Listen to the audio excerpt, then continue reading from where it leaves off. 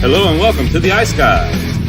This is the show that takes you into the world of the National Hockey League. Every game, every day, from a betting perspective. With pro sports handicappers Ian Cameron, Alex B. Smith, and various guests from the world of hockey and sports betting. And now, here's your host, Ian Cameron.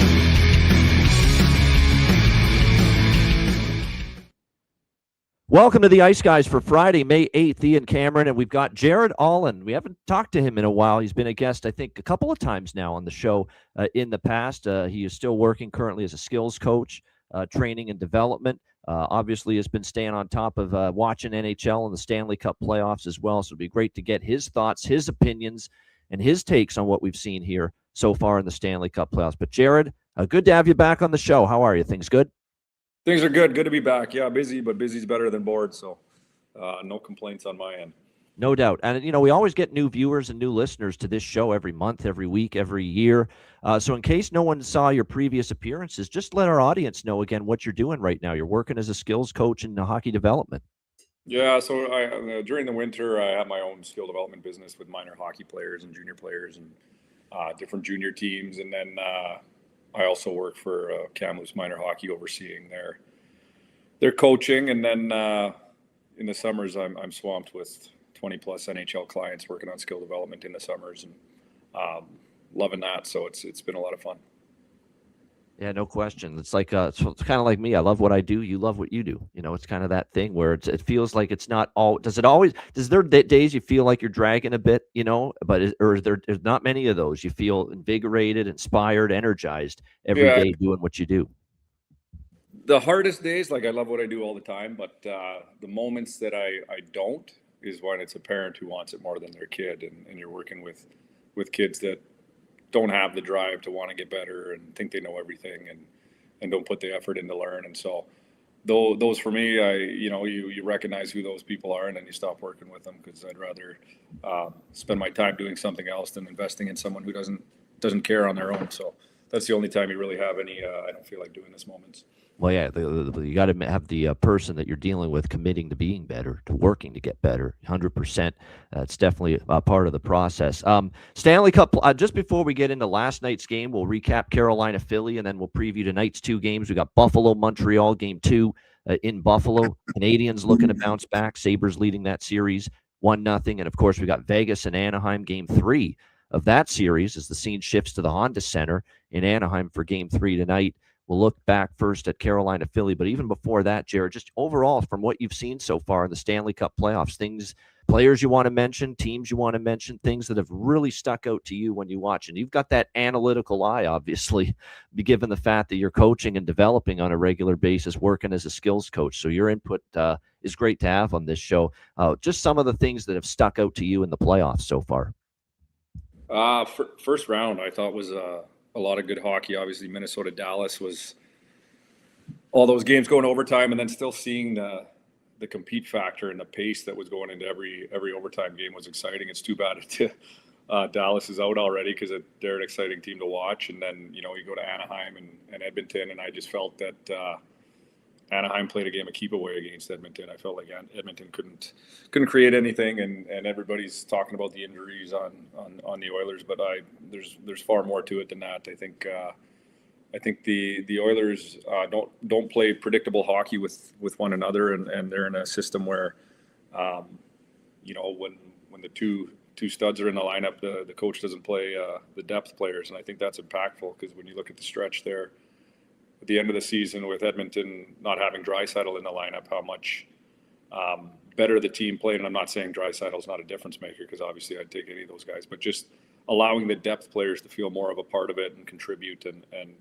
add value to their roles allowed Edmonton to win 5 of their last 6 games or whatever it was. So there's lots of exciting hockey. Obviously, I'm going to give a shout out to Kamloops kid Logan Stankoven. he's a guy who I'm fortunate to work with sometimes in the summers. And That's so freaking cool, Jared. We love Logan Stankoven. I love him. Our viewers and listeners love him. I think a lot of them love him because they've been cashing winning bets on him throughout the playoffs. Goal props, assist props, point props, shots on goal props until last night. We'll get to that. We'll get to that in a second. It's funny because he's a guy, if you gave him a drill that a U9 player was doing, he'd find something to improve on in it because he's just so driven and humble. So to see his success, and he's a playoff player. He's a guy that competes all the time and wants to show up, and so I got to give a lot of credit to him and what he's doing. And then outside of that, it's the obvious, like Colorado's just a team that's to be reckoned with. I think if they play the way they can all the time, they're going to be tough to squeeze 4 games out of, like, get them to lose 4 games in a series. But anything can happen. It's been fun hockey. It's been fast hockey. It's new teams this year. It's been exciting to watch. And I'll give another shout out to another Kamloops kid I'm fortunate to work with, and Josh Doan, who had himself. We love him too. I mean, I bullshit you not. I mean, really. And actually, we've got a pair of brothers, Matt and Ryan Robinson. They've been guests on this show routinely. Ryan Robinson actually played with Josh Doan for a bit at Arizona State, in college hockey, and they are very close friends with Josh Doan. And they always talk up how, the friends they are of him and what they think of him as a person, as a player. Obviously, it's not very surprising what kind of person he is when you think of whose father is, Shane Doan. Yeah. He's the exact same person. He's there. You need more of those guys in the league again, and to see a young guy that has that same personality as his dad is very rare nowadays. I think him and Stankoven are both actually in that same bubble for earning the respect of the veterans instead of just demanding it. They go out and play and earn it, and then they're well received, and they have the attitude to want to get better every day. So they've been difference makers on both their teams, and I think it says a lot about the groups and how their teams are doing, because I think Buffalo and Carolina both brought in like-minded players and started to buy into each other and believe in each other, and that's why they're having success right now in the playoffs. Well, you know what? I've got things to say about Anaheim. You brought them up. Obviously, they're on the slate tonight, taking on Vegas, and Josh Doan, will talk about him when we talk Buffalo, so I'll save it for then, but certainly got a lot to say about both of them for sure. We got Robert in our chat rhyming off your resume here. You're basically, of course, Elite Prospects, very well-known website. You can pretty much look up any hockey player, even if they've only played like rec hockey or college hockey or just very, very minor pro hockey. You're seeing their bio there pretty much on the site. But yes, Jared was on the show a couple of times, and the very first time we had him on, former NHL draft pick, played overseas as well. That was one of the best episodes we've done, because you were very upright, transparent about the journey that you went through. So I encourage you, if you didn't see it, it was probably a couple of years ago, go back in the archives. It's still up on the Ice Guys YouTube channel. It was a great interview the first time we had Jared on, going into the in-depth story of his career, and it was definitely a great conversation. So make sure you check that out if you haven't already. I don't have much to say, Jared, about Carolina, Philadelphia, that series. It's just Carolina's a better team, deeper team. I think, when you watch, Carolina plays hard around the nets. They compete for pucks to score goals. They don't always look for the pretty ones. I find that Philly's not creating any traffic around the net. They're getting scoring chances. They're not making Frederik Andersen move. Like, a lot of their scoring chances last night, Konechny and Martone, they got those breakaway opportunities, or partial breakaway opportunities, but they're just relying on their shot without having any fake or change of angle to get Freddie moving. So he's a big goalie, and he positions himself well. So you have to have the perfect shot if you're going to beat him. Unless you start changing angles and have more traffic around the net, then it'll allow Philly to create. Because I think if Philly starts and gets a couple right off the get-go, because at the start of the game they were creating a lot of chances, but then once Carolina got ahead 2-1 there, they just started to run with it again. But Philly's got to find a way to create traffic and change the angle to get Freddie moving, instead of letting them play positionally and technical. You're right. They got to get traffic in front of. Carolina's just masters at that, right? The one and done. You get your one shot. They make sure the goalie sees it, and then they get possession and they keep the puck. I mean, we talk about how often majority of Carolina's games, they have more of the puck than their opponent. It's just like wash, rinse, repeat. They're just masters at that. The man-to-man defensive system, which is not often, common, but Rod Brindamore runs it here with Carolina. He's got them to buy in, and they execute it at such a high level. And that's why year in and year out, they're making deep runs into the Stanley Cup playoffs and look like they're going to get to another Eastern Conference final. But you flip it around, Jared, and a couple of those chances go in early for Philadelphia last night, because again, there's some bad puck luck involved here for the Flyers. Like Travis Konechny stands out. He had a breakaway in game 2 in overtime, doesn't even hit the net, doesn't even force Freddie Anderson to make a save. He has a great chance early in game 3 last night, hits the post. Porter Martone, he hits the post in the first period. And then, of course, Carolina gets the first goal late in the first period, and it kind of takes a lot of wind out of the building, out of the sails in the building of the team, on the bench.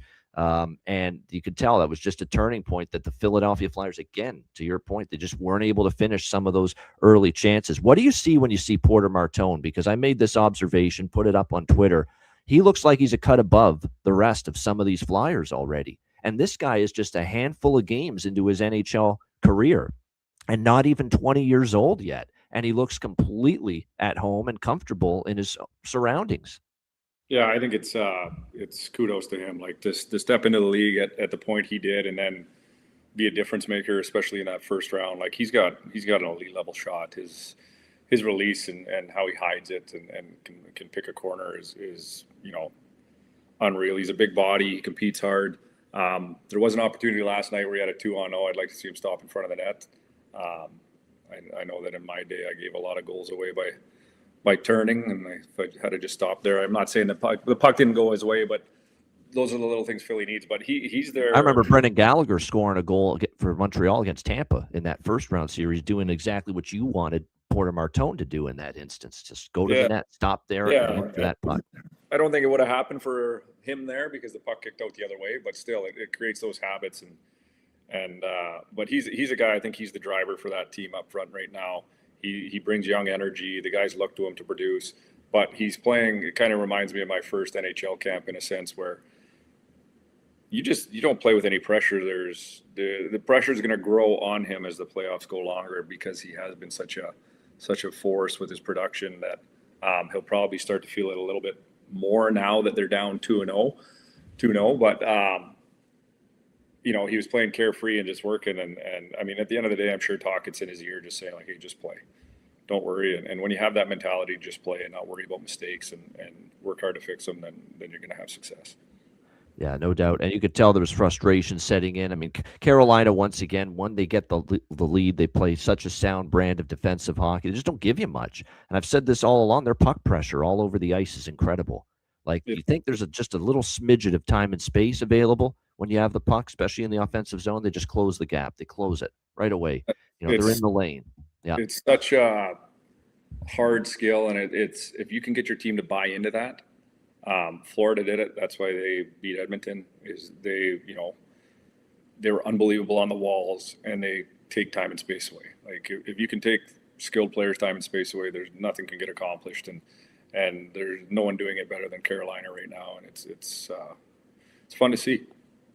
It's fun to see. It is fun to see. I know David, who is a frequent guest on our show. He's a big Hurricanes fan from Raleigh, North Kakalaki, season ticket holder as well. I know he's very happy, very excited right now with what he's seeing. And they have a chance to make some history, Carolina.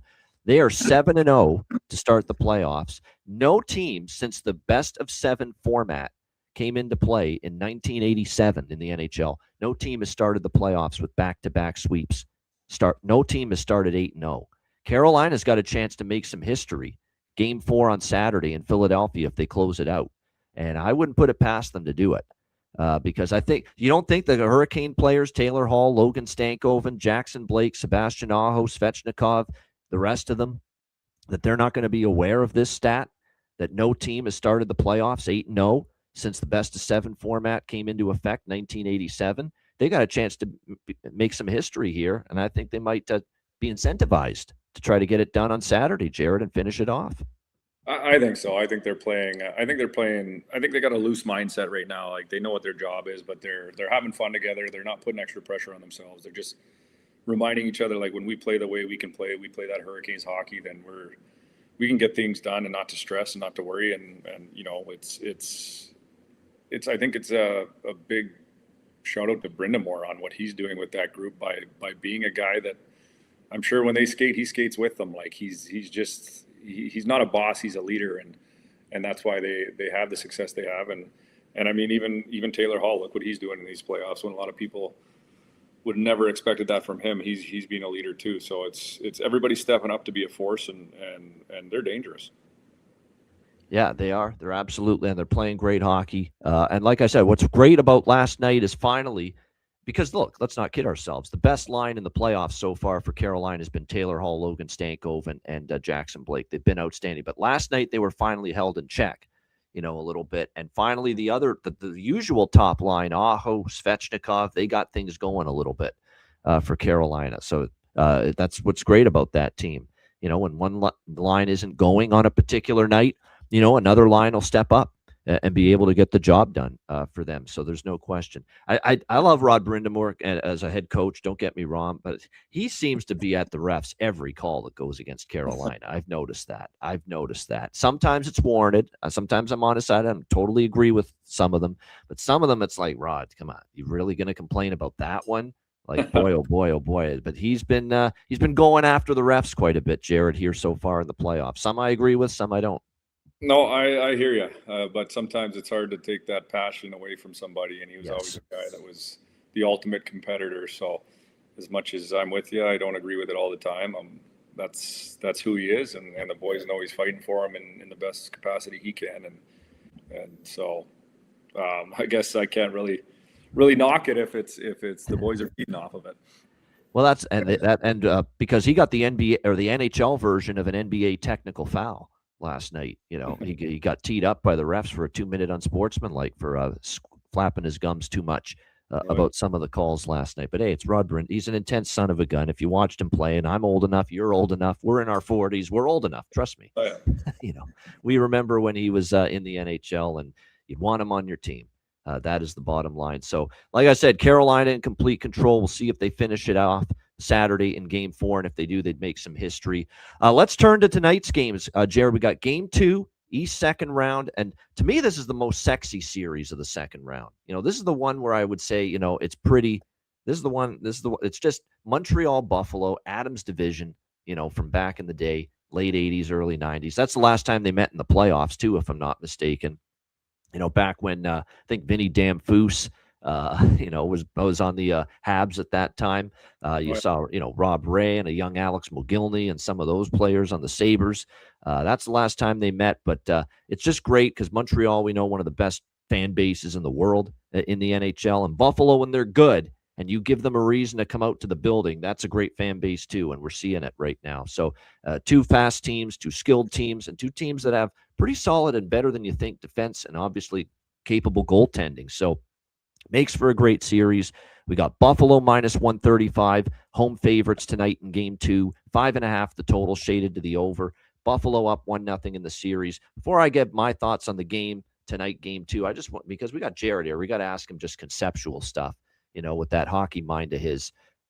Cole Caulfield, the deep dive, what's happening there? What are you seeing with him? Obviously, this is a guy that's a 50-goal scorer that has struggled to find the back of the net and bring that same production here in the Stanley Cup playoffs. Is it what they're doing to him? Is it something that he's got to do to make an adjustment to get off the schneid and get going offensively? Because the one thing I'll say, Jared, about the Canadians is they got through a very tough 7-game series with Tampa Bay, with that top line in particular, especially Suzuki, and even more so Caulfield, not doing a whole lot offensively. I don't know if they're going to get through the Buffalo Sabres, with that same devoid of production, especially from their 50-goal scorer, Cole Caulfield. What are you seeing from him so far? I'm seeing a young guy that probably put expectations on that the train was just going to keep rolling and goals were going to keep coming, and now they're not, and the playoffs are a whole different ball game. It's a lot harder to produce at that stage of the game, but I think I used to, when I'd be in a scoring slump, I'd talk to Darryl Belfry every once in a while, and he always says when skilled guys get in scoring slumps, they try and get the perfect goal. Like, you try and take it in a little bit higher, closer to the net. You try and hit that perfect little pocket instead of just getting pucks on net. And he I think Montreal's problem right now is they're so skilled. And I talked about changing angles with Philly earlier, but Montreal's adding too many extra ingredients to an already good meal, is how I like to say it. So they're over stick handling in certain situations. So there was an opportunity for Slafkovsky to get a shot off. He already did the one, change the angle, and then he did it a second time, and then guy got stick on puck. So I think with Caulfield, it's do what got you your 50. Get shots on net, go to the areas, and trust that it'll come. But Montreal is not shooting enough. They're trying to do everything perfect, and I think if they got enough skill that if they start just getting pucks around the net and creating quick offensive opportunities instead of trying to add too much, then they'll make a series of it. But I mean, Buffalo's got big body defensemen that compete old school. They got good sticks. They're big frames. They play physical. They do a good job of taking your time and space away, and the forwards are collectively working hard to get back. So it's for Montreal. They need to find ways to be predictable towards each other. Talk after every shift. See what's going on. What they see with their line matchups and how they can free up space and create those opportunities. Because right now it looks like they're just banking on what got them to that point. And coaches, everybody's reviewing video all the time, so you have to find ways to pick the other team apart. Because I find that with Buffalo, they're so opportunistic too that they play exciting, but they can scramble. And if you can pick apart those mistakes they make and take advantage of your opportunities, then they'll make a series of it. Well, I'll put some numbers, Jared, everything you said about Cole Caulfield, and it's just to really paint the picture even more about the difference and the struggles in the playoffs producing compared to the regular season. In the regular season, he had 18.1 shot attempts and in the playoffs, that's down to 12.5. So what that tells you is, time and space is getting closed now. Playoffs, obviously, teams are digging in defensively. Teams are doing their homework even more about how to shut down some of the best players. So a big drop in shot attempts per game for Cole Caulfield. 9.5 scoring chances in the regular season per game. 5.22 in the playoffs. So that's a significant drop. Slot shots on net. 5.78 the regular season. 2.81 in the playoffs.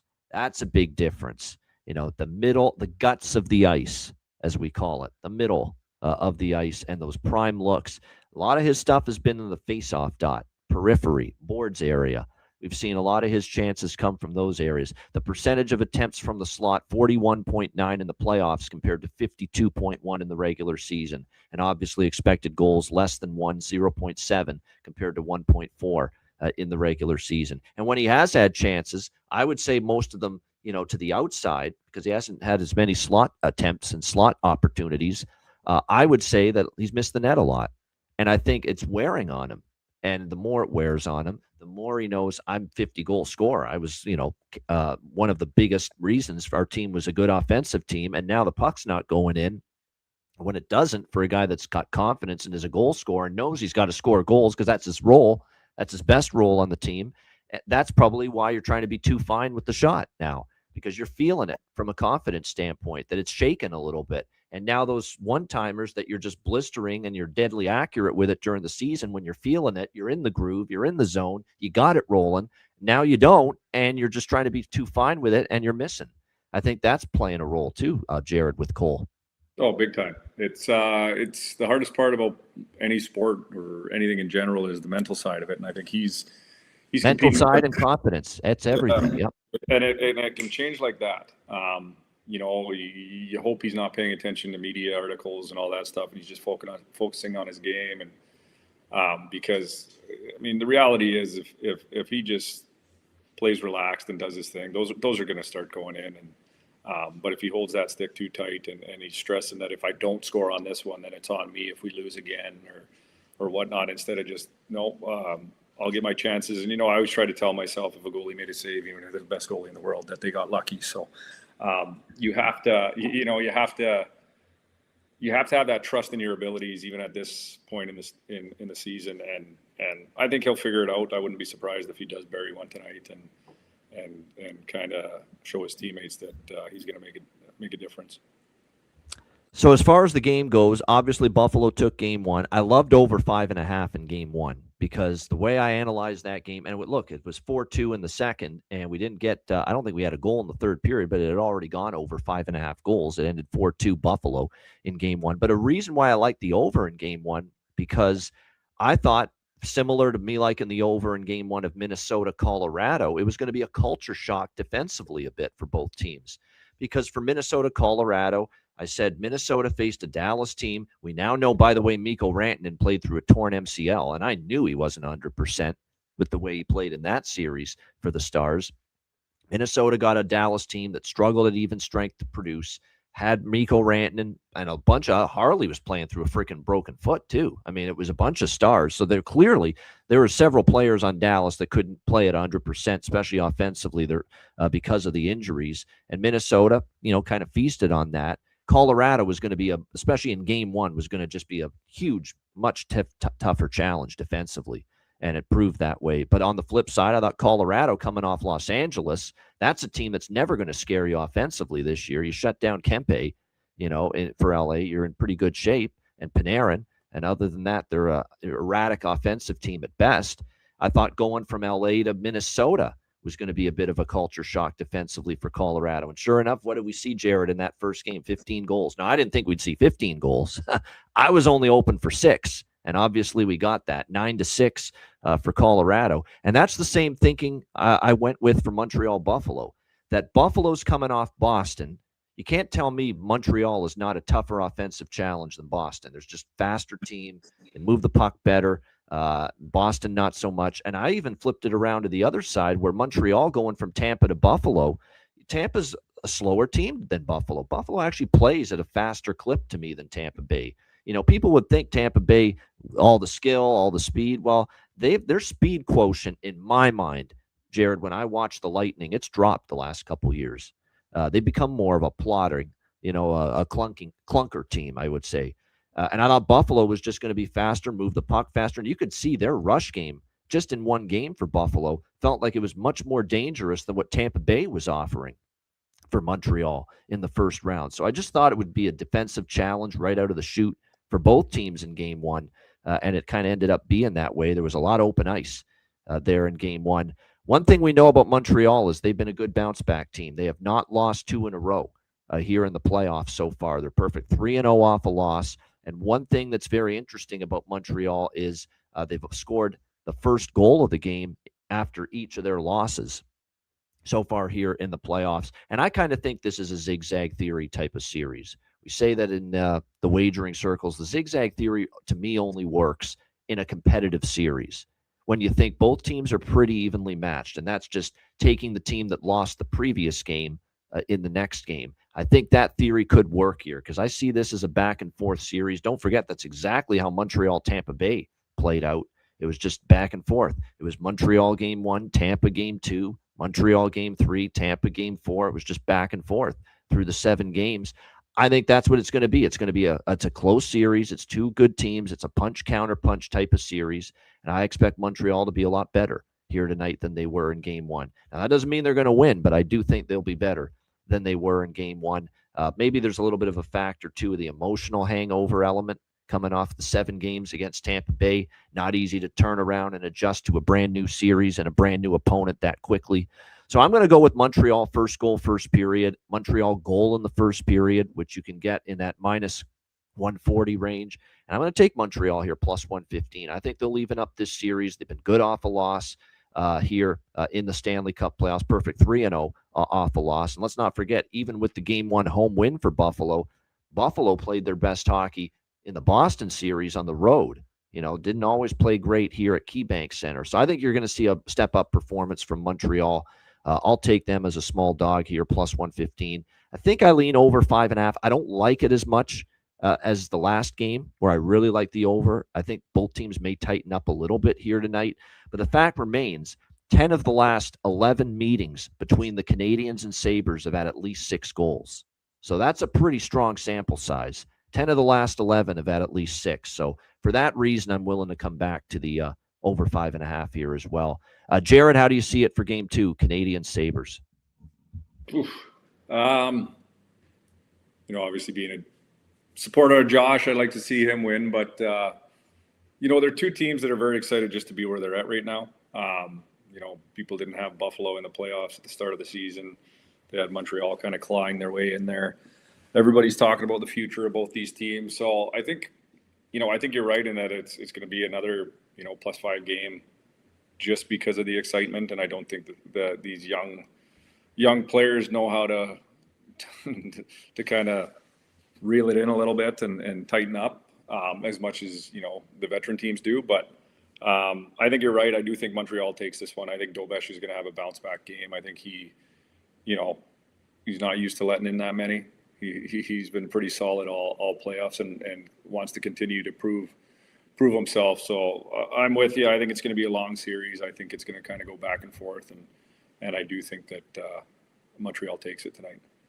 Yeah, Montreal as well. I want to speak about Josh Doan too, because he's someone, and our viewers and listeners are in the same boat. I mean, goal props, assist props, point props. I mean, we've definitely had those in our betting portfolio a lot this year when it comes to Josh Doan, and we love watching this kid play. I love that line that they've got going with him and Zach Benson, and at times it's been Josh Norris, at times it's been Noah Ostlund on that line for Buffalo, but it's always been Doan and Benson. Those two have always been on that third line, and the way they play the game, those two. I mean, Benson will get in your face. He'll drive you nuts. He'll put on his work boots, his hard hat. He'll win puck battles, and nobody exemplifies that more too than Josh Doan. I mean, this guy's work rate, work ethic, compete level, just battle level, win puck battles, do all the little things, go to the front of the net, stop at the front of the net, which I know probably makes Jared smile when he sees Josh Doan do that. He's such a smart player too. His dad's a tremendous career, obviously, Shane Doan, so we shouldn't be that surprised, but still, I'm in awe of just how smart, cerebral, just efficient, great as far as the forecheck. Has got a little physical play to his game. He's got, I think, a nice offensive touch as well he's got some good finishing ability. Is it at the elite level of finishing? No, but it's good enough to get the job done. It's good enough, in my opinion, Jared, to see this guy be a 20, 25, maybe even a 30 goal scorer in this league throughout the course of his career. We all as a collective here at the Ice Guys show, me, Alex, my co-host and co-founder, the viewers and listeners, we all can't sing enough praises for Josh Doan. So we're in the same boat as you. We're singing from the same songbook, Jared. It's you know what? The two biggest assets that Josh has is he's a sponge for knowledge and he's driven. So he wants to learn every time you're on the ice with him. He's always asking questions. He's always wanting feedback. And then he puts in the effort. I'm very fortunate and lucky to be on the ice with him and Stankoven when I'm running the skates here in Kamloops. And to see those guys end of August when you put a battle drill together. We now know who's truly responsible for the two of them being this good. Yeah. But they compete together.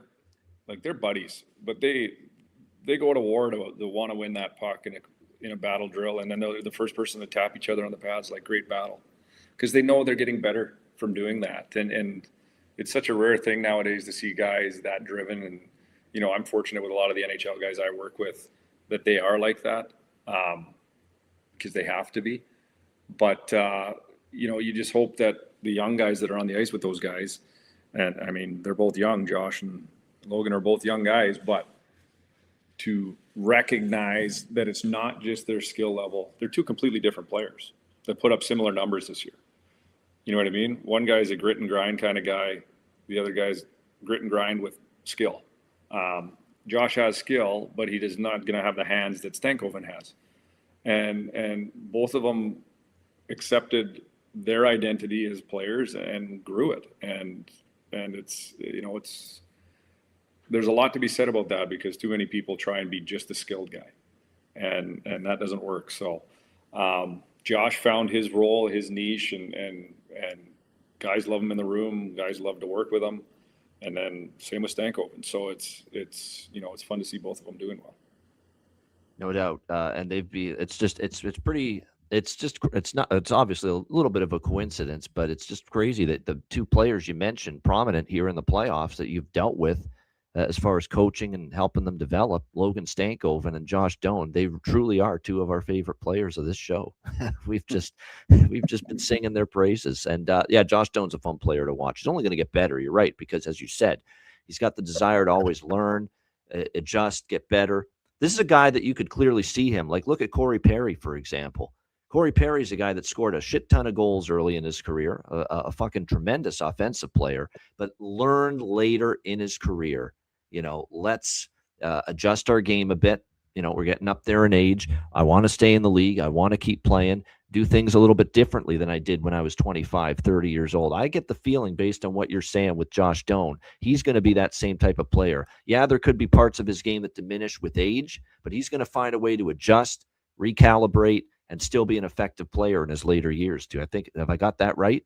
Yeah, and I wouldn't be surprised if at some point he ends up with a letter on his jersey, just because the character he has. And I mean, he's a mini version of his dad, so it's you won't meet a better person than his dad either. So it goes without saying that, when you're a good person and you're driven and you have the skill set you need to play at that level, you can establish yourself a pretty long career.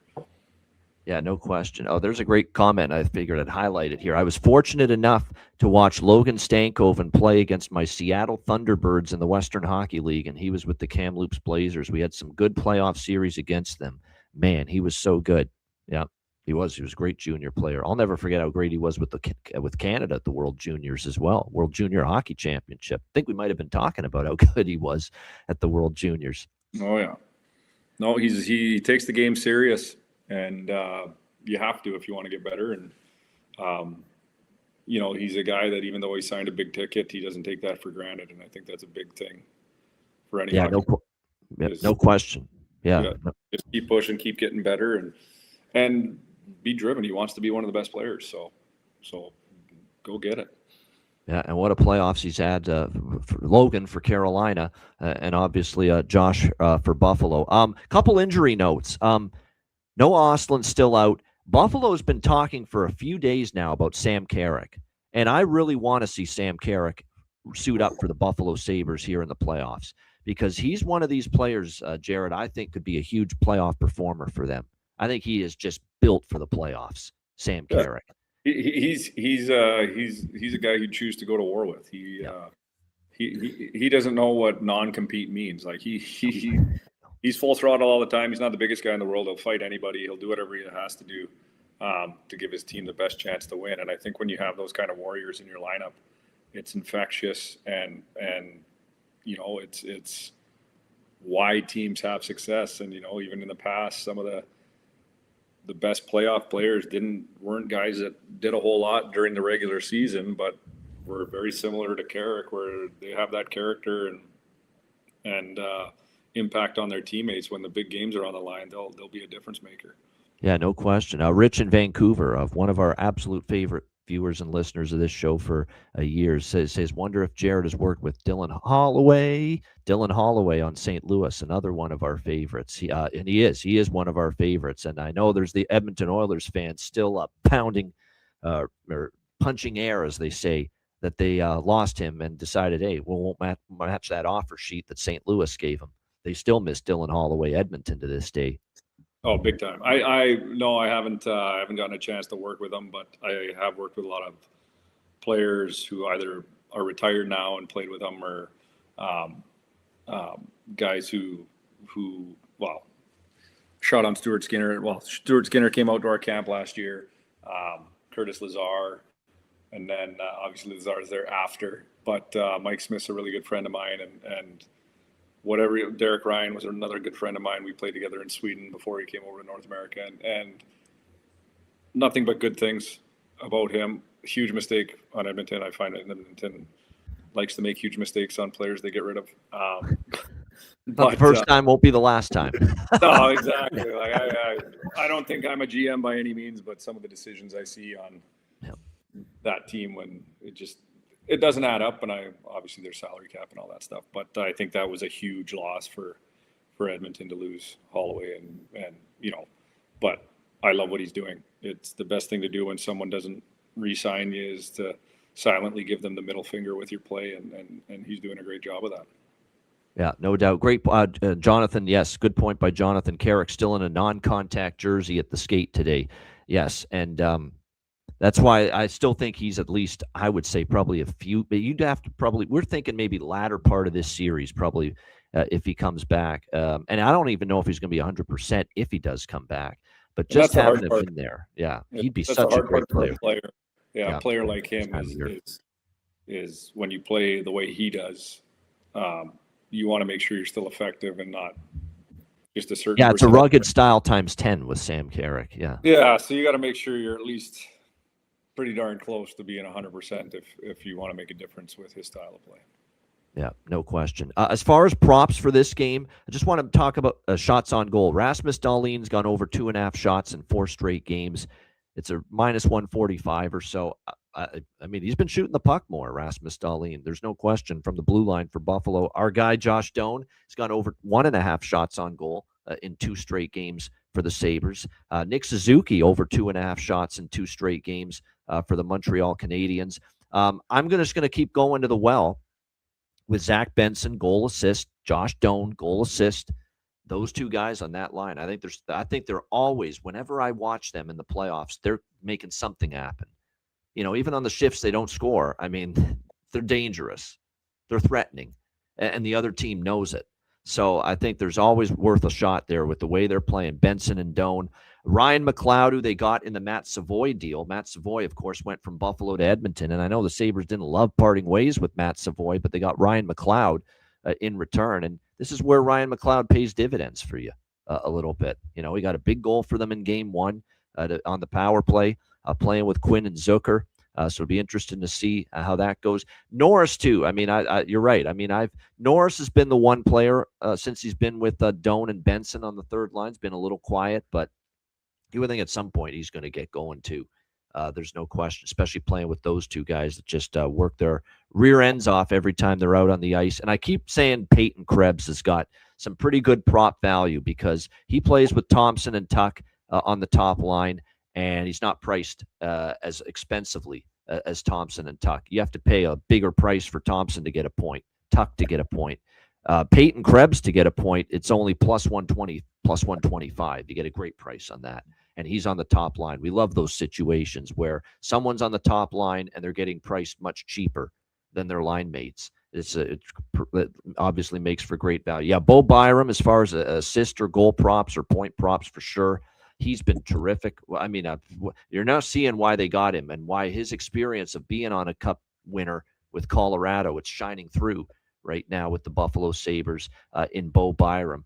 He's been great, so I don't mind looking at goal assist props for him. As far as Montreal, I think Slavkovsky, I think he's ready to maybe finally find the net again. It's been a little bit of a cool down for him after that red-hot start to the Tampa series. I could see him finding maybe the back of the net. I'm trying to see what kind of changes they've made here. I still see Newhook, Evans, Ivan Demidov, the second line, Caulfield, Suzuki, Slavkovsky's going to stay the same. Tessier, Deneau, Anderson on the third line. Josh Anderson's another one of those players, kind of like a Sam Carrick for Buffalo. That's a guy that elevates his play in the playoffs, especially he's going to give you, believe it or not, a little more offense in the playoffs than he does in the regular season. And we saw that from Josh Anderson in the first round against Tampa. So I think even a small goal prop shot with him is worth a look. And even Bolduc, I think, has given them some good minutes. And Doc, for that matter, who had an outstanding effort goal where he's fallen down and still somehow gets the backhand over the glove of Alex Lyon in Game 1. Those 2 guys down on the fourth line have started to make a few things happen. Before we shift to Vegas, Anaheim, the second game, Jared, 2 players, Tage Thompson. I think he's the one guy that could elevate a little bit more. I think he's been a little quiet here these last few games for Buffalo. Now, again, they're up 1-0 in the second round. We're not going to go crazy that Tage Thompson's been quiet, but I think he could step up. And what are your thoughts on what I mentioned with Bo Byram and the impact he's made? I was fortunate enough to work with Bo 2 years ago. He came out to Kelowna for the summer, and skated with us, and he's a character guy. Like, he's hilarious. He's always bantering with the guys on the ice, having fun, setting up little competitions. He loves to bust your chops, and so I think he's a guy that has the respect of his teammates. He keeps it loose. He keeps it fun. They respect him. They know he's going to go out there and go to war, even though he's not the biggest guy in the world. But he'll keep it light, and he'll keep it honest. He'll challenge you when things aren't going, but he'll also loosen you up too. And so I think he's going to be a difference maker. I think he's got the skill to do it. He loves hockey.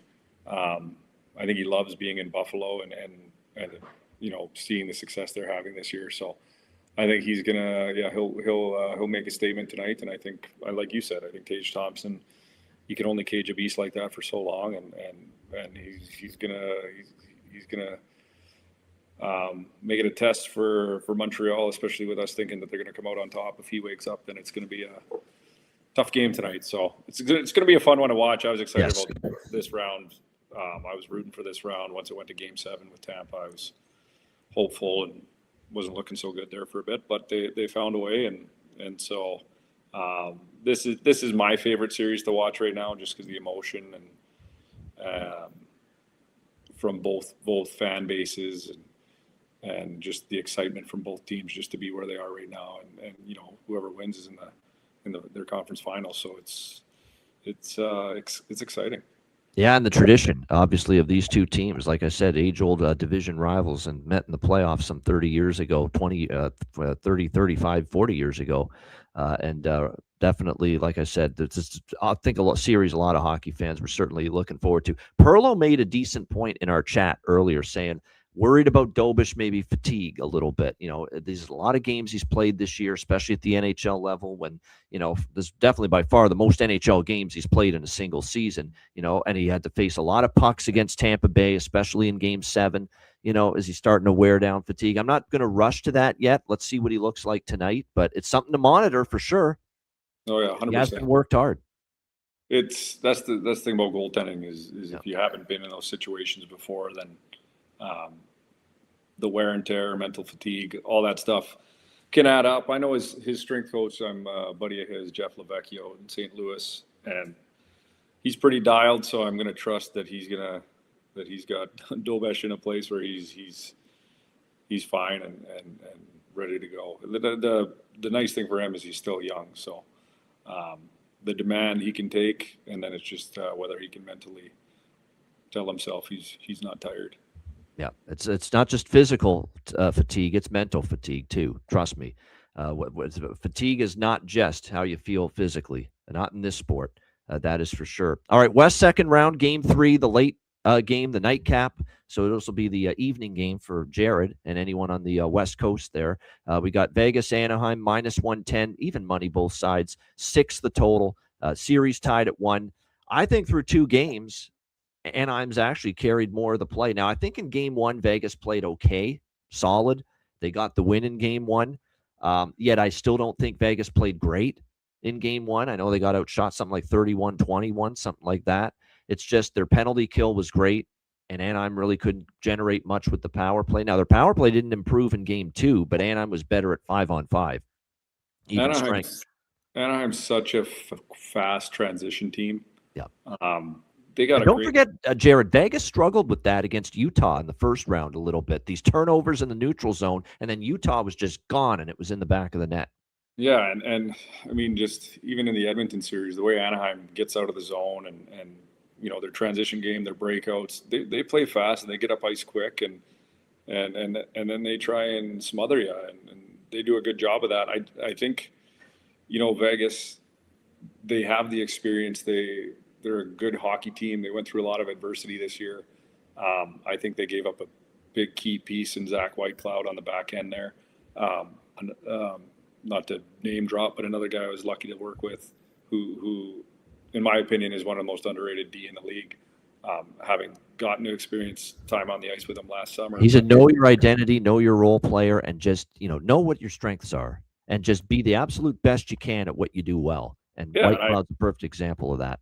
Yeah, exactly. And so Vegas hasn't found their consistency within their identity yet. It's kind of just you look at the Utah series, like how many games where they were losing and then they found a way to win. And you got to love and acknowledge the character of being able to have those bounce back wins, but eventually those are going to catch up to you. And I don't think a game of catch up with Anaheim is ideal. And so if Anaheim continues, I thought they had a slow start last game, where Vegas was, kind of taking it to them a little bit. But then once Anaheim came back, then it seemed like a pretty easy win for them.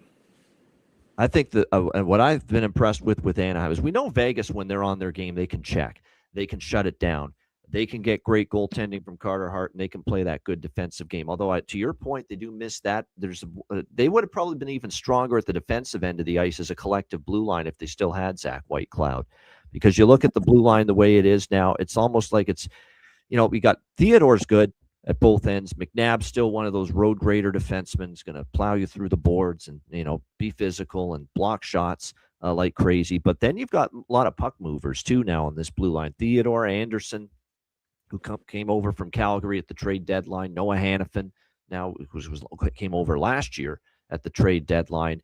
Now you have Jeremy Lozon too, who's more of your stay-at-home defenseman as well. And you got Ben Hutton and Dylan Coughlin now, it looks like, as your third pair on the blue line. So there's a little bit of questions there about that 5-6 on the blue line right now for the Vegas Golden Knights. It's funny because I work with Shea Theodore in the summers and Caden Korzak and Dylan Coughlin, and I'm a huge fan.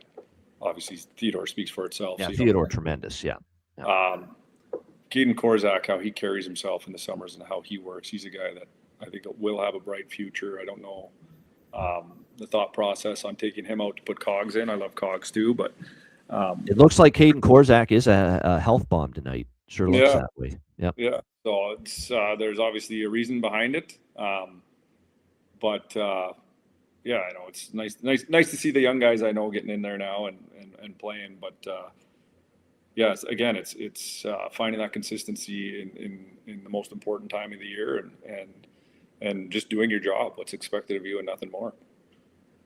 No doubt. From what I see here, John Tortorella said after game one, he didn't think he said, I don't think we played that well. And if he thought that way after game one, what the hell did he think after game two?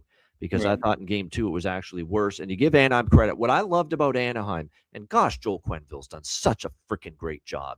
Just an incredible job, because this team looked out of sorts, a mess in their own end. They couldn't do anything well last year. Now, look, they didn't love Greg Cronin, clearly. That's well documented now that there were issues, Cronin, with the players. It just didn't work.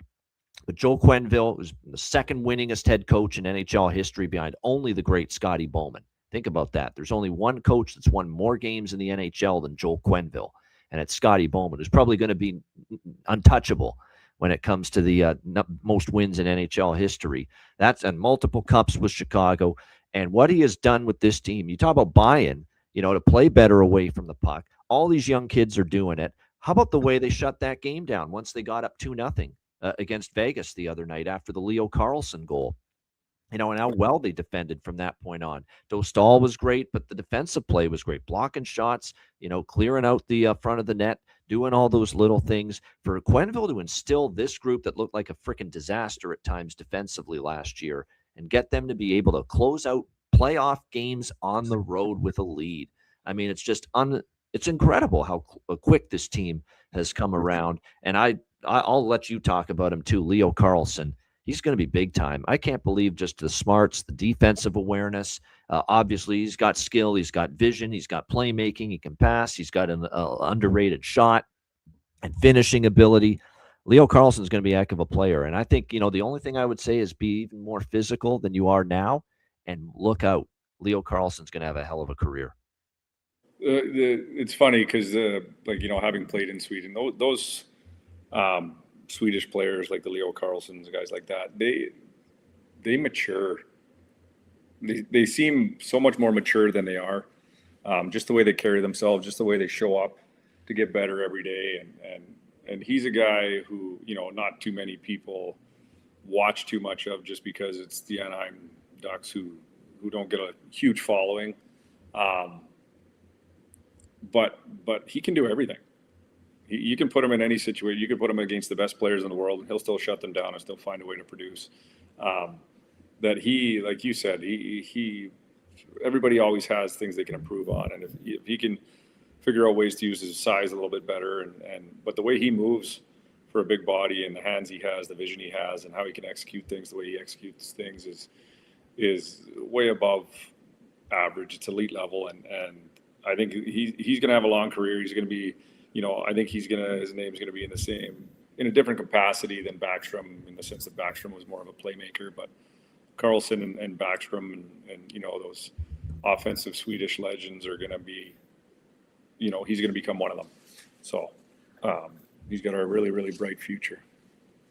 Yeah, I agree with that. There's no question. By the way, I can't sign off on, Connor McDavid wasn't 100%. Leon Draisaitl wasn't 100%. That's why they were, shut down, and they didn't do it. Let's give Leo some credit. Leo had to go up against those players in the first round against the Edmonton Oilers. Give him some of the credit for that as well. So John Tortorella has made a bunch of lineup changes for this game tonight, which I'm not shocked by. They haven't had the puck enough.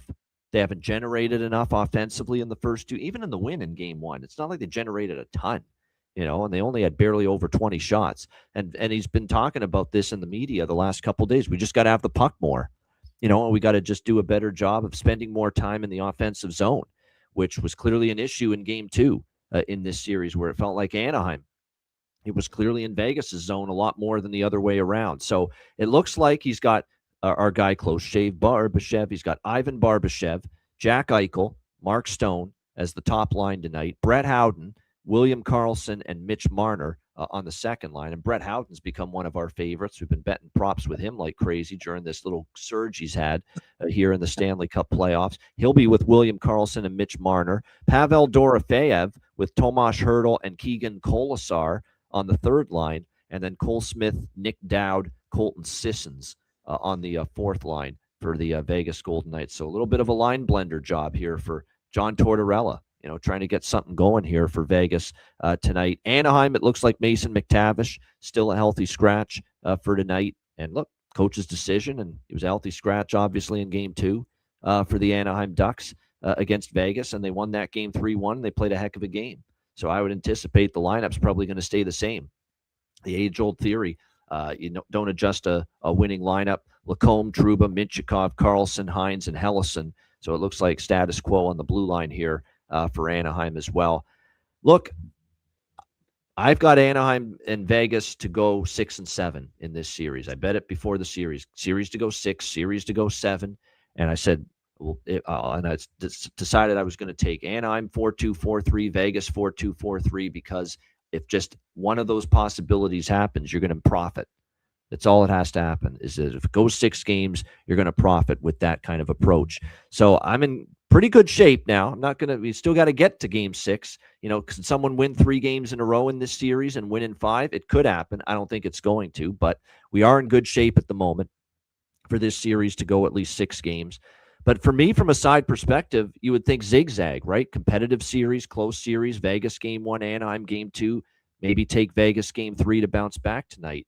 But Anaheim's 3-0 at the Honda Center. They won every home game against Edmonton in the first round. 3-0 in the playoffs at home. Last line change should really benefit them. Get matchups for Leo's line and the second line away from Vegas's top, D pair and checking line.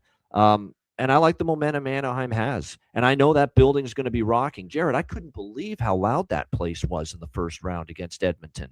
It was actually a very loud building, and I didn't see that coming from the Honda Center in Anaheim. And everything I've heard is that they're way into this playoff run in this team right now in the Orange County area. So I'm gonna take Anaheim here to roll that momentum into a Game 3 victory here tonight in Game 3. I'm gonna go with the Ducks here. Quack quack quack quack. There's my Duck sound. Anaheim -110, and I am gonna bet over 6 here. This is the venue change theory. You had 2 unders in Game 1 and Game 2. A lot of times the venue shifts to Game 3, and if it was 2 unders in the first 2 games, Game 3 goes over. Now, it didn't work with Philly, Carolina last night, but it had opportunities. It did almost get there. This one, I think it'll end up being the highest scoring game of the series. And it's worth noting the 3 games at Honda Center in the first round against Edmonton, 7 goals or more in all 3 of those games against the Oilers. Now, Vegas doesn't want that. Vegas doesn't want to have the game go that way. They want to keep it, tighter and lower scoring. But I think Anaheim might force them into that kind of game here tonight. So I will take over 6 here with Vegas, Anaheim tonight. Probably sprinkle on the first period over as well. And Anaheim split between the money line -110 and a little bit on that team total over as well. Now, it does concern me that Carter Hart's played well. Even in the loss in game 2, I thought Carter Hart played really well in defeat for Vegas. But I just think Anaheim's got a lot of momentum. And the more I watch the cumulative 2 games of this series so far, I think, wow, my eye test tells me Anaheim's looked like the better team. What do your eyes see, Jared, and what do you think for game 3 tonight? I think it's going to be a competitive game. I think it's going to be where someone runs up the score a little bit and the other team. I think Anaheim's going to run up the score and then Vegas is going to chase it and make it close. I think that, Anaheim's feeling good right now. They're going back home where they do feel really good there. They're going to play fast. They're going to play hard.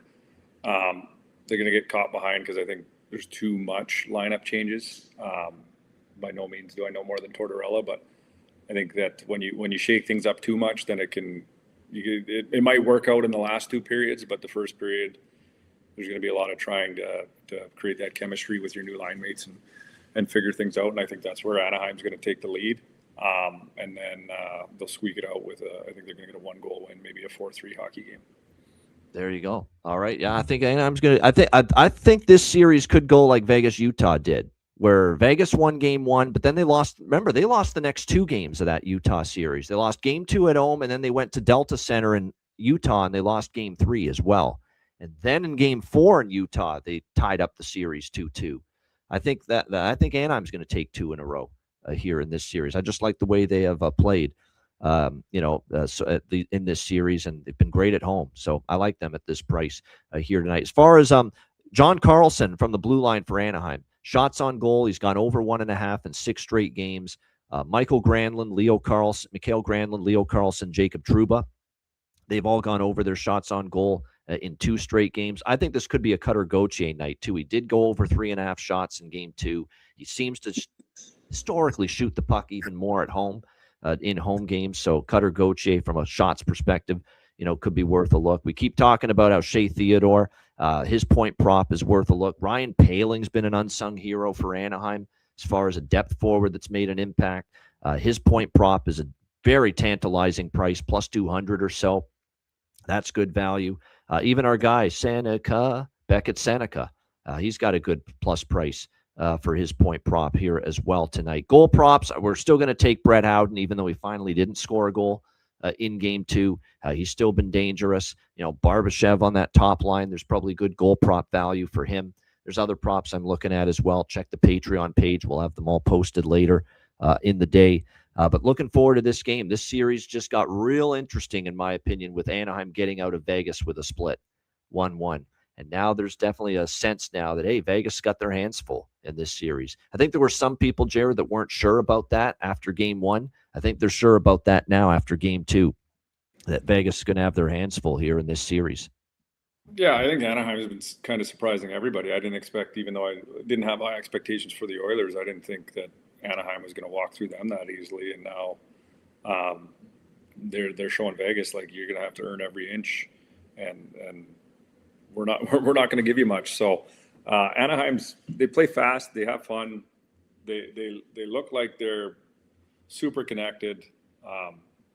Everything to each other is predictable, but not to the other teams. And when you get teams like that, it's very dangerous. And so they're fun to watch right now, and something I didn't expect to say or think during the playoffs, but here I am and enjoying watching how they're playing. So the only series we haven't talked about yet, Jared's going to run in a couple minutes. We've got Minnesota, Colorado. I'll just let you have the floor on this one. Colorado's up 2-0. We've made the comment on this show a lot that without Joel Eriksson Ek, the Minnesota Wild are on a 1-8 slide in their last 9 playoff games without Joel Eriksson Ek in the lineup. He does matter. I mean, to face-offs, defensive awareness, He chips in offensively for you. I mean, it's a huge loss. He hasn't played yet in this series. They're also without Jonas Brodin.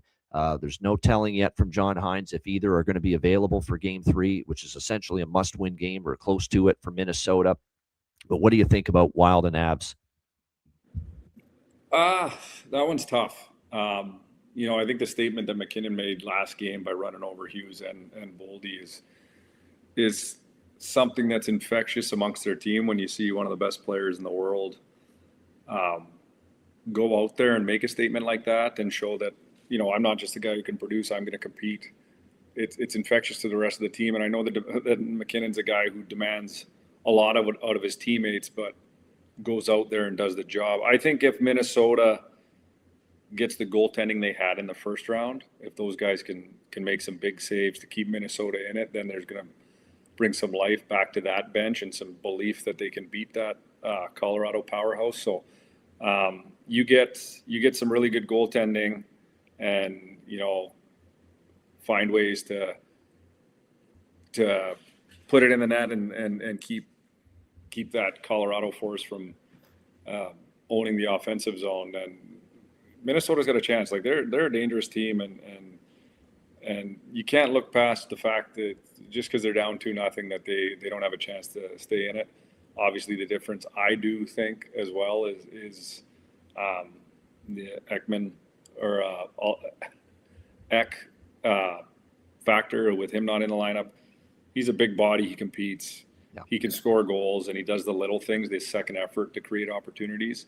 And right now, relying on Boldy and Kaprizov to be the guys to score against a team that has guys who can't just score but can actually bulldoze you as well is tough to play against. So I hope it's a series that goes more than a 4-0 sweep, but it's hard to see Colorado losing any of their mojo right now. No doubt. I'm going to sprinkle on the draw on the two games tonight too. Just a gut feel that we might see some overtime. I could see it in Anaheim. I could even see it in Buffalo tonight. And again, if just one of them goes to overtime, it's profit. So I'm going to dabble in that just a little bit. Jared, this has been awesome. We'll see if we can get you back on later in the playoffs. But before we let you run, bargain bin special tonight. I mentioned this to you. Someone down the board that you think makes an impact, scores a goal tonight. What pick do you think you'd make for like a player that you expect, not your top line player, not your big star, that you think scores a goal, makes an impact tonight in either of the two games? I'm going to say Josh Anderson scores tonight for Montreal. Good one. He's been a bargain bin choice for me before in the playoffs. I think he's due. I think he's going to be a guy that wants to set the tempo and make a bunch of believers out of his teammates. So I'll go with him. There you go. I like it. I mean, that he's going to be one of the smaller take a flyer, smaller shot goal props for me at plus 640. The price with that, and you're right. He's just one of those players that in the regular season, he plods along at times, but boy, in the playoffs, just has a way of elevating, especially offensively. He just scores. His offensive game is more prevalent and obvious and omnipresent in the playoffs compared to the regular season. All right, your best pick for the night. What do you got for us with that? What are you most confident in winning tonight? Most confident in who's going to win tonight? Yeah, I'd probably say Anaheim. So you're on board with me there. I mean, I like that. I like hearing that. I just think they look better. They've been good at home. Yeah. Yeah, I think they're going to get up by 2 or 3, and then it's going to be a close one. I think they'll either win by 1 or in regulation or in overtime. But I think they're dangerous at home, and to me they don't ever stress. They just play, and I think that's it's a characteristic that should be applauded in the playoffs. That you don't buckle or feel the pressure. You just go out and play, and I think they're doing that right now. There you go. Anaheim is the side for me in that game too. So there you go, Anaheim minus 110 for Jared. Liking that most of all with best bet for this Friday. Great stuff. That's a wrap. We'll let you go because I got to run some commercial advertisements and that. We'll finish off the show right after that. But this was great. We wish you all the best success, of course, living out in the West Coast with the skills coaching work. And, I think probably conference finals or even the Stanley Cup final. in June, we'll get you back on one more time to talk about that series. But anything you want to add before we let you go? Nope, not really. Just thanks for having me. I always appreciate being on here, and obviously in the past you shared my story, and so that's always appreciated. But always know that if good players aren't doing well, or players you expect big things out of, there might be underlying circumstances. In my situation, it was my shoulder, but to be a good person first, even when you're a sports fan, not just think it's okay to rip someone apart just because they're having an off day or an off week, or not the player you expected them to be. It's we're all humans, and just enjoy living, enjoy life, and don't focus on the negative. Yeah, and there's like I said, there's always some negatives, but there's also a lot of positives going on, especially with player performances in the playoffs. And it's always a good reminder, talk about the good stuff, from time to time. But you're right, media loves bad stuff. Bad sells, bad gets clicks, bad gets views. That's the way it always works in the media world. There's no question about that. And we've also learned here on the show today that Jared Allen's the special ingredient to the great success we're seeing here with Logan Stankoven and Josh Doan right now in the NHL. Of course, I'm half kidding when I say that. Obviously, yeah, like Logan's got some other skills coaches too. I'm a small fraction of his success, but it's always fun to get on. But you're still like a proud dad a little bit when you see those guys. I'm very so proud, well. Especially when they're good people first. You always want to see the success come with that. So. Yeah, no doubt. Jared, it's been a blast, man. Just great talking hockey with you. It always is when you join the show. Enjoy your weekend coming up, and we'll get you on the show before the end of the season once again. Perfect. Thank you, and good luck to everybody. Good stuff. There it is. Jared Allen, our guest here on this Friday edition of the show. And great timing to have Jared as a guest because of Alex obviously being away back home in Chicago. By the way, Alex will be back tomorrow on the Saturday edition of the Ice Guys show. So make sure you join us for that. He'll be back on the show tomorrow. And like I said, very excited about the two games tonight. I really am. I'm excited. No question about that. So make sure you get on board at Wizards. First of all, Wizard Sports Picks. First of all, hit the like button. Appreciate it very much. That was a great time talking hockey with Jared Allen. Also, wizardsportspicks.com. Make sure you check it out there. Daily premium picks, long-term subscriptions as well. Make sure you check it out, wizardsportspicks.com. It's Wizard Friday at the website. So daily premium picks discounted to $4.99 and $9.99 respectively on the website today. So make sure you check that out, wizardsportspicks.com. And, of course, patreon.com/iceguys, just $10 per month. Goalie charts, totals charts, daily betting card, sides, totals, player props posted each and every day on the Patreon page. We have 2 Patreon-exclusive live betcasts coming up next week, okay? So make sure you are a Patreon member to be part of those betcasts next week. We're going to, once again, one of them will be from an Eastern Conference series. One of the betcasts will be from a Western Conference series. So once again, make sure you check out the Patreon exclusive live betcasts coming up next week. And again, become a member, $10 per month. And again, your membership goes a long way to supporting the show and keeping it going long term. So make sure you get on board, $10 per month. And the Dub Club subscription discount, which is $50 off a 1-month Dub Club All Sports subscription with me. $50 off discount is still there, and it's only available to Patreon Ice Guys members on the Patreon page. That is still available. I'm going to keep that available all summer as well, because to be honest with you, I like that people get charged less when we hit June, July, and it's just MLB and CFL taking place for the majority of the summer. So that discount that's only available on the Patreon page will be in effect all summer. So get on board at patreon.com/iceguys. And of course, check out the Ice Guys store. Get your gear and merch over at the Ice Guys store. That's at iceguys.myspreadshop.com. Sorry about that. Bargain bin special of the night and best bets coming up right after we hear from our great Ice Guys sponsors.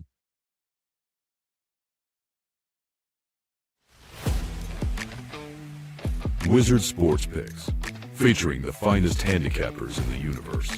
Sharp insights, trusted picks, and relentless results. We strive to help you become consistent winners. This is Wizard Sports Picks.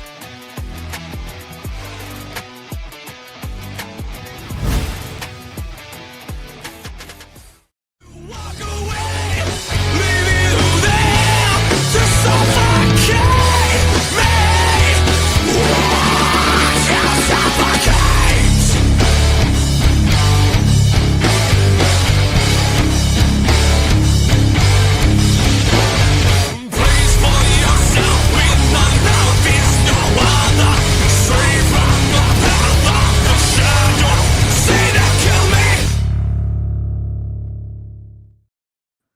All right, bargain bin special of the night. You heard from Jared. He went with Josh Anderson at plus 640 for his bargain bin special of the night.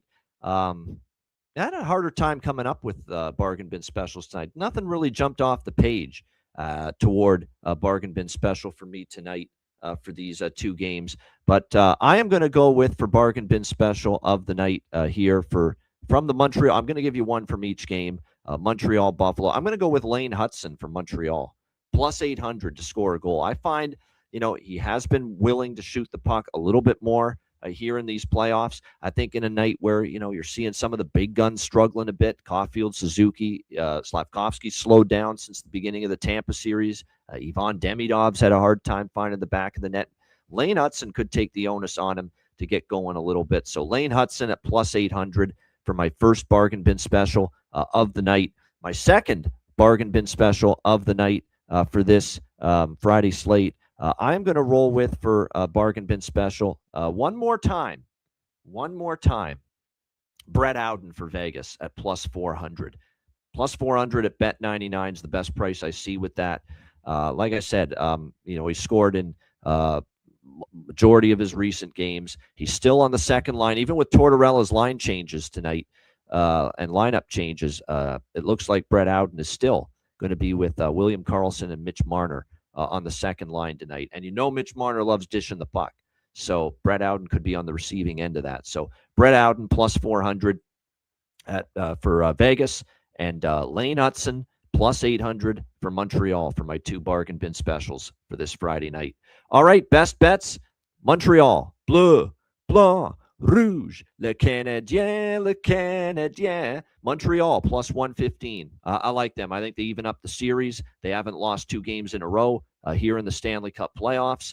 And I expect a response from them here tonight. Let's not forget Buffalo, after winning game 1 against Boston, they failed to go up 2-0 in that series. Boston tied the series at 1 in game 2. And I think Montreal ties up this series tonight with a game 2 victory. Montreal Canadiens plus 118 is actually plus 120s are still out there at some books. Okay, there we go. Plus 120. Best price available for the Montreal Canadiens. We'll go with that for best bet for this Friday NHL slate. Shout out to everyone in the chat. Hit the like button. We appreciate it very much. A reminder, the Ice Guys is live 7 days a week. Monday to Friday, 2 p.m. Eastern, Saturday, Sunday, noon Eastern. If you can't watch the show live, download the Ice Guys podcast in audio form on all major podcast platforms: Google Podcasts, Apple Podcasts, Spotify, Stitcher, iHeartRadio, Amazon Music, and more. Download the Ice Guys podcast when you can't watch the show live.